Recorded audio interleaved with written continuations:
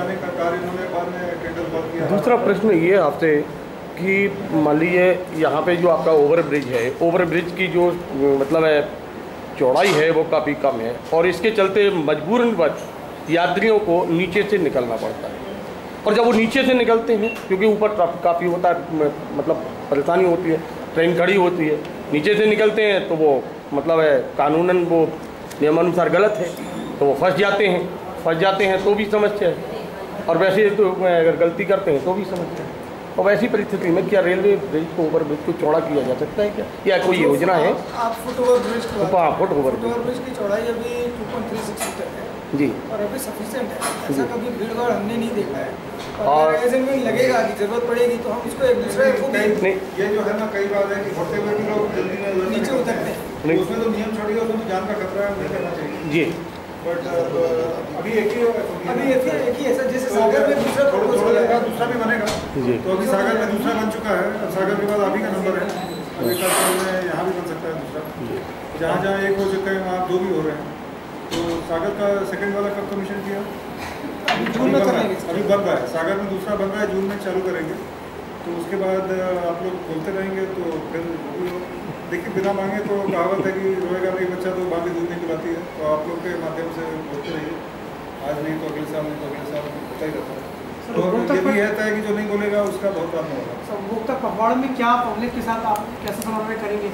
कोई शिविर लगाएंगे या पार्टनरशिप की बात? नहीं, एक तो हम गाड़ियों में चल के पब्लिक से डायरेक्टली भी पूछ रहे हैं हम लोग, और फिर इस आप लोग के माध्यम से भी हो रहा है, और अभी भी पब्लिक आएगी तो यहाँ भी स्टेशन पर मैं लोगों से बात करूँगा, और भी लोग हर लोग से बात करेंगे। जो यात्री सुविधाएं हैं हम लोग उनको भी चेक कर रहे हैं, उस पर फीडबैक ले रहे हैं, वेटिंग हॉल है हमारे, क्लीनिंग है, वो सारी टाइम पे चल रही है नहीं चल रही है, कैटरिंग है, तो सभी पर ड्राइव चलाकर पूरी लगातार 15 पखवाड़ा के बाद सेकंड फिर क्या रहेगा आपका जी?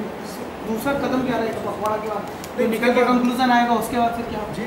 कंक्लूजन तो निकल के आएगा पब्लिक सुविधाओं तो साल भर तो काम होता ही रहेगा, फिर अगले साल फिर आएंगे आपके पास, अगले साल का रिपोर्ट कार्ड देंगे, तो हर साल ये चलता रहेगा साल में। हाँ, मतलब एक साल का लेखा जोखा हो गया, फिर अगला होगा, फिर 5 साल का लेखा। रेल सुविधाओं में प्राइवेट पार्टनरशिप की कोई बात ऐसी? प्राइवेट पार्टनरशिप की तो हर लेवल पे बात हो रही है, बट उसमें अब ऐसे क्षेत्र में जहाँ प्राइवेट आदमी को फ़ायदा नफ़ा नहीं दिखता है तो बात ही होती रहती आती है वो, क्योंकि वो तो खाली अपना प्रॉफिट देखेगा, और जो काम कोई नहीं कर पाता है वही काम सरकार को करना चाहिए, वही वो करना। ये पिछले कई साल जिस काम में घाटा का काम है वो खाली सरकार करेगी और वो आदमी नहीं करेगा, तो जो घाटे का सौदा है वो सब सरकार के हाथ। पिछले साल जहाँ पर हमारी नई नई साइडिंग्स बनी थी, तो साइडिंग्स ने स्टेशन बनाकर हम लोगों को दी, मजौली है, बदनपुर है, ये हम लोग थोड़ा फ़ायदा इन लोग से उठा रहे हैं कि सपोज दमों में कोई फैक्ट्री लगाना चाहेगा, अगर वो हमसे लाइन मांगेगा तो उसी को हम बोलेंगे कि आप ये 5-10 करोड़ को और भी काम कर दीजिए, तो वो लोग कर भी देते हैं उस बहाने, क्योंकि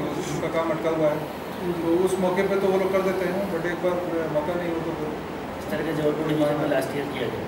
सर, जैसे कि तीसरी लाइन की बात कई जगह चल रही, क्या इस लाइन यहाँ से भी तीसरी लाइन जैसे हो गई है जी? कटनी से बिना तीसरी लाइन सेक्शन हो गई है जी, तो वो अब 1 साल में टेंडर हो गया, हो सकता है अगले साल तक कुछ जमीन पर काम आपको जी जी, दे। Thank you.